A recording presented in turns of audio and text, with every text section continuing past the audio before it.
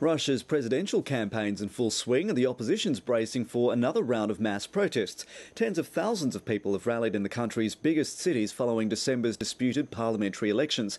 And there were also protests in many provincial cities, but for a very different reason.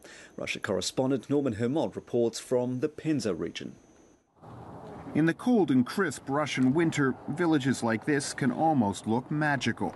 But for those who live here, like Natalia Sarafanova and her 2 children, life is no fairy tale. Theirs is a tiny 2-room house with no running water and a bucket for a toilet. Natalia's ex-husband is long gone. She survives on a government payment of about $9 a month for each child.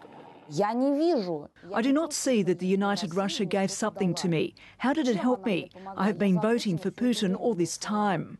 About an hour away, in the provincial city of Penza, those sentiments are widespread.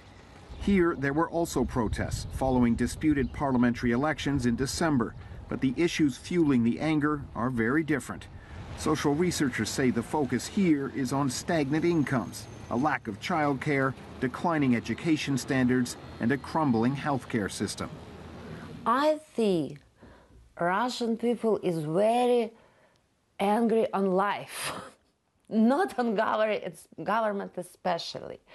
Is it not political anger? For Alexander Yarosov, the #1 priority is his speaker and amplifier business. But he's also worried that with tens of thousands of protesters in the streets of Moscow, the concerns of the regions will once again be sidelined. Now the situation in Russia, it's only politics, not economics.